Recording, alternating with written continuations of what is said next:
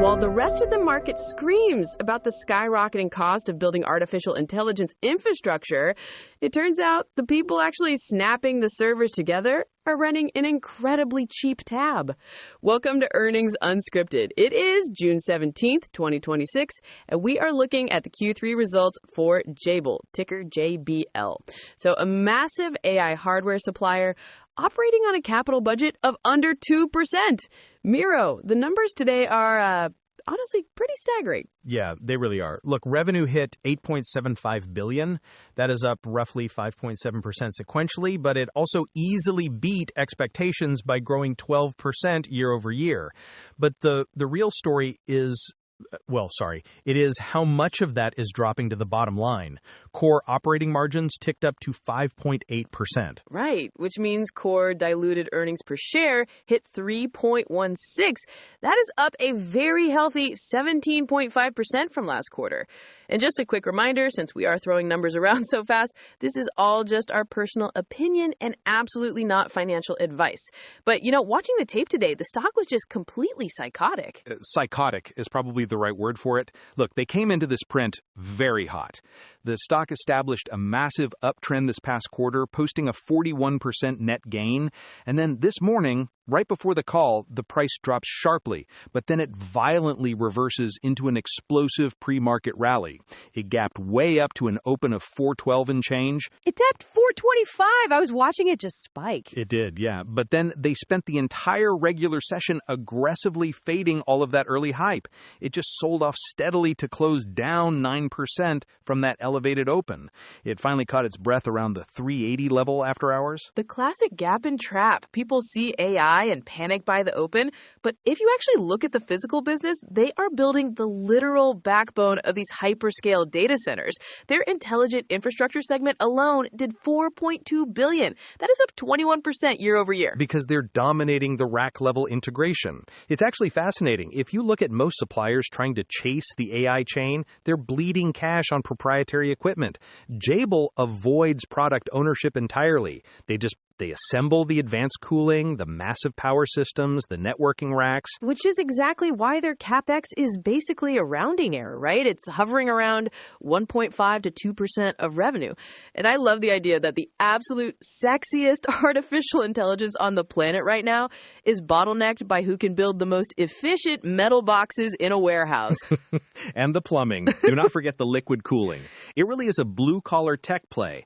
But because of that discipline, they generated over $500 million in operating cash flow this quarter. And then they basically used that to aggressively chop their debt down. It fell nearly 13% sequentially. That's impressive. But we have soaring growth and great cash flow on one hand, yet there's definitely some friction underneath the surface. Like, I'm looking at these strangely high inventory levels they reported today. All right, let's get into the details. Yeah, the inventory thing is, it is pretty glaring. They normally target roughly 55 to 60 days of inventory, right? This quarter, they just hit 84. Even if you net out customer deposits, you're looking at 68 days. Management waved it off as timing, basically just finished goods sitting in the warehouse waiting for the big Q4 hyperscale shipments. Okay, yes, but finished goods waiting in the warehouse has to be the famous last words of every electronic cycle ever. If that artificial intelligence build-out cools even a fraction, that is a very heavy lump on the balance sheet. It is. It is a real risk. If the hyperscalers push out their delivery dates by even a few weeks, that capital is just stuck. But, and I think this is why you cannot write it off as pure hubris, Jabil has a very specific way of locking these customers in. You have to look at how they actually acquire them. You're talking about the new crowd customer, the third hyperscaler. Exactly. They just secured their third major hyperscaler. And what's interesting is they did not win them by just bidding on raw server assembly volume. Bidding on massive compute boxes is a margin race to the bottom. So instead, they use this incredibly disciplined land and expand strategy. It's basically a Trojan horse playbook. Oh, I like that. So they come in through a side door. Right. They sell a highly specific niche capability first.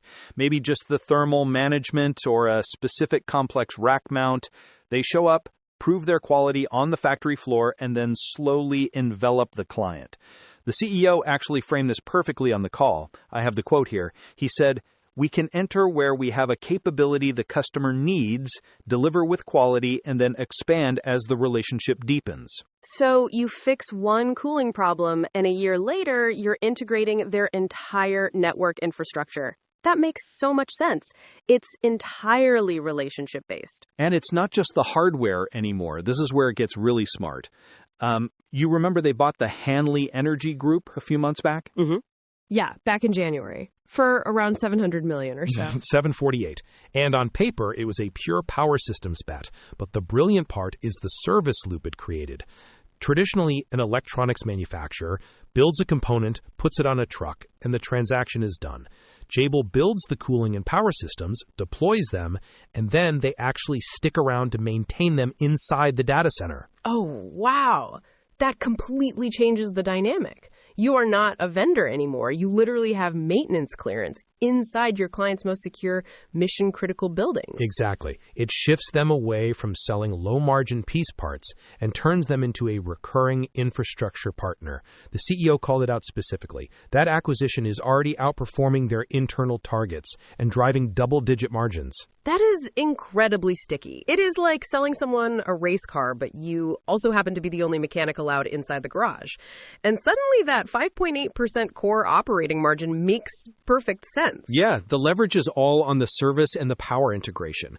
And the CEO made a really revealing comment about their supply chain grip. He said, "It is not transactional. It is not about pricing. It is about access." And that right there is the whole philosophy. They want to be the infrastructure you cannot simply swap out for a cheaper bid. Which brings us back to the confidence. If your revenue is that integrated and that sticky, you can afford to hold 84 days of inventory. You know the client literally cannot turn the facility on without your power switchgear. Assuming the broader macro environment holds up. Yes, that is always the condition. Right. So taking a step back then, looking at that macro picture and everything they have lined up with these hyperscalers, where do they actually see this translating in the next few quarters? They see it translating into a frankly massive forecast.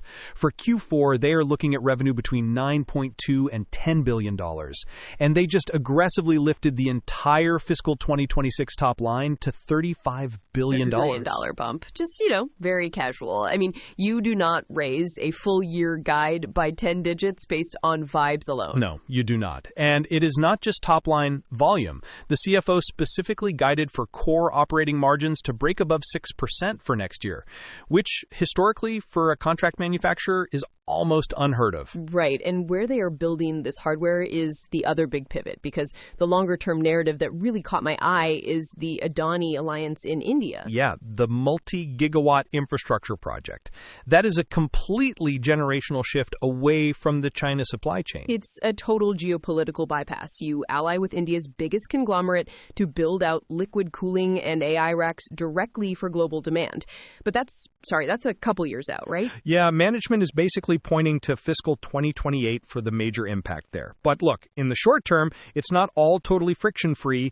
They did warn about older DDR4 logic component shortages. Oh, interesting. Yeah, the hyperscalers use their massive buying power to secure the advanced chips, but Jabil's legacy infrastructure clients might actually get starved out of the older components. Which is tough for the legacy guys, but honestly, it just reinforces Jabil's new moat. Their whole model has morphed. Like the CEO literally said on the call, it's not transactional, it's about access. And right now they control the physical access to the biggest infrastructure build-out on the planet.